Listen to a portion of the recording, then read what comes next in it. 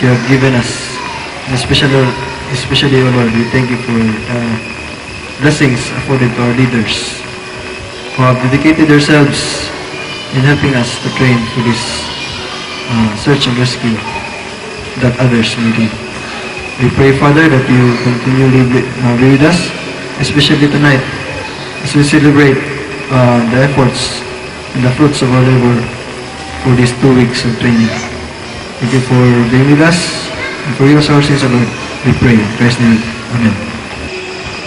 Bayang magiliw na Bayang magiliw, perlas ng silanganan, alam ng puso, sarili mo'y buhay. Lupang hinirang, luyan ka ng magiting, sa at mundo, sa simoy at sa langit mong buka, may dinaganto na awit sa paglayang minamahal.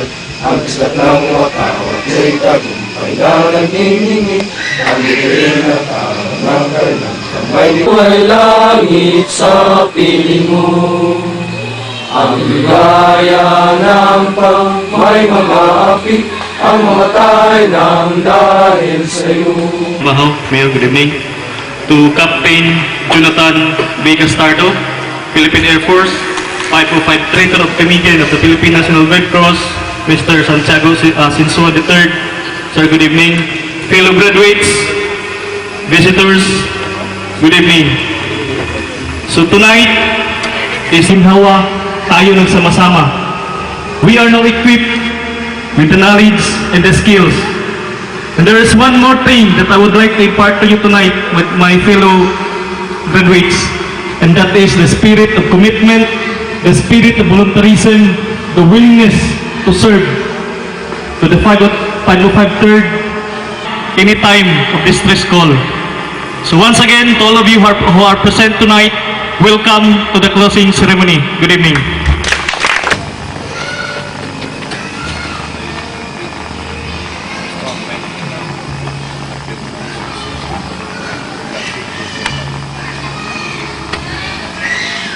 Power President of me, the training officer of the 505 Search and Rescue Group, I hereby declare you graduates effective this date. Congratulations. Rescue! Hardin Eugenio M. Romualdo to distribute the awards and certificates.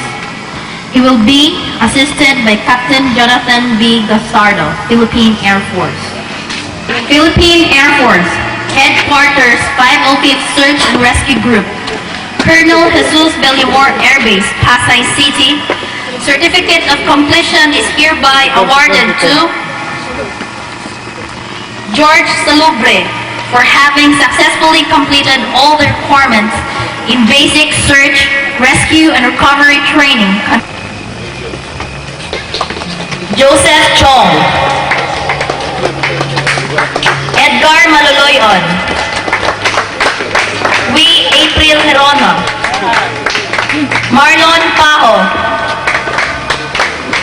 Abel Pasking, Andrew Fabe, Joel Semene, John Paul Salugsugan,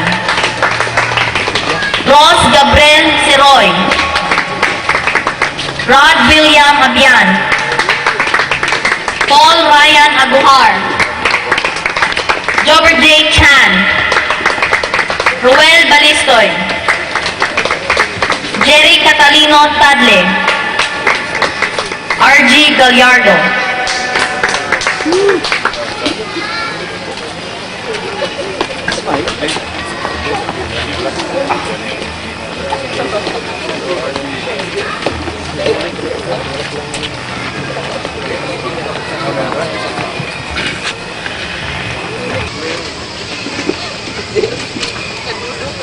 For the special awards, Best in Rappelling Award is hereby given to Gideon G. Gasino for achieving the highest overall rating in the rappelling phase of the instruction during the conduct of the basic search, rescue, and recovery operation training.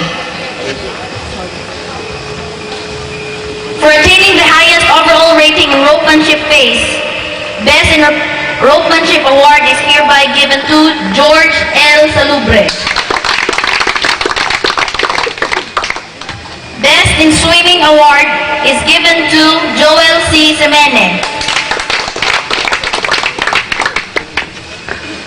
Best in Academic Award is hereby given to R.G.S. Gallardo.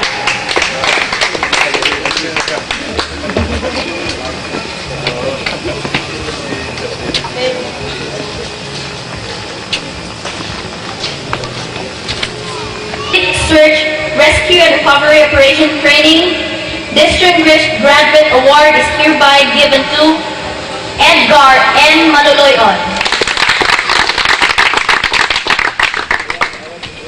For averaging second highest overall cumulative rating for all the phases of instruction during the conduct of the Basic Search, Rescue and Recovery Operation Training by the 505 3rd Search and Rescue Squadron, Distinguished Graduate Award is hereby given to Joseph Chong.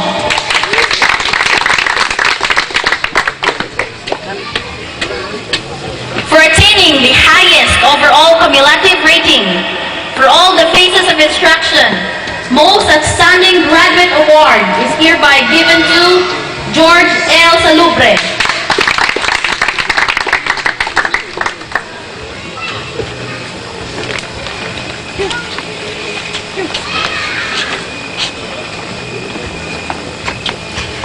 I would like to call on again the Honorable Mayor and Mr. Jong Sin Suan to present the certificates of appreciation. The Philippine National Red Cross, affiliated with International Federation of the Red Cross and Red Crescent Societies, wish to extend our Philippine Air Force for significant contributions to the 2005 Summer Safety Institute as training officer during the conduct of Basic Search, Rescue and Recovery Training course held at P222-2005.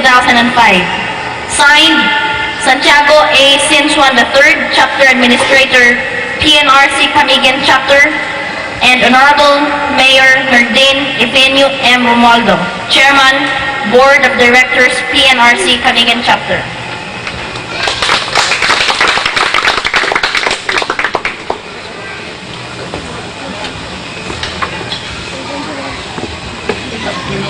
Tactical Operation Group 10, Philippine Air Force. A1IC, Rowena B. Ocana, Philippine Air Force. A1C, Rodel Eleazar M. Vergara, Philippine Air Force. A1C, Benjamin B. Caceres, Philippine Air Force. Sergeant Alvin Joy A. Bacaltos. Sergeant Eric S. Corpus, Philippine Air Force. Sergeant Michael G. Salaginto, Philippine Air Force. Sergeant Manuel S. Doria Jr., Philippine Air Force.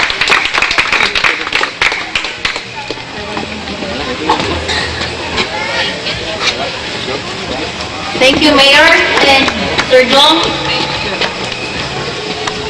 The Code of Air Rescuemen will be led by Sergeant Manuel Doria Jr. Graduates, please rise. Dito na lang.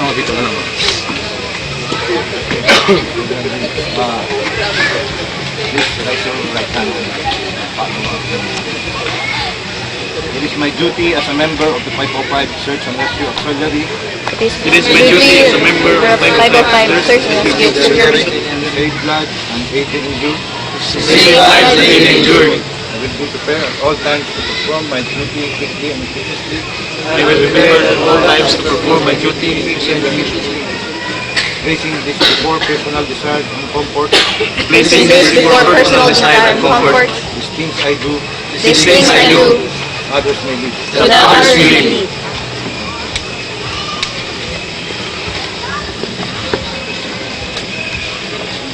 Thank you, sir. Honorable Mayor Nardine Efenio M. Romualdo will now deliver his inspirational message.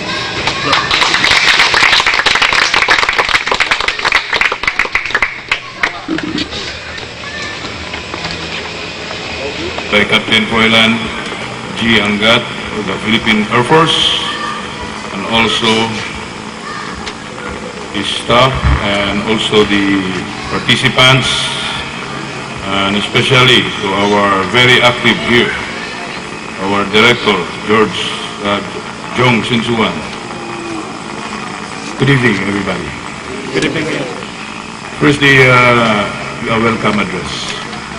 Who make you inspire in this training, in this search, rescue, and recovery training? One thing that I so impressed is that the commitment. If you want to be a rescuer or a leader, there must be a commitment. Commitment that always in the heart. Whatever calamities or disasters or emergency calls, which we will respond, a commitment is always there. Like me, I will tell you a little story. When I was elected a mayor in 2001, commitment is there. That's why I'm so very, very proud to you, graduates, that you pass this rigid training, and not only this training, and this training is very useful to you. And this will be used whenever you go for applying some, that you are a member, and you can show your certificate that you are capable and pass this training. And I'm also very proud in the response that the Philippine Air Force was here with us. So tag-isa kayo nga training nga kahitabo.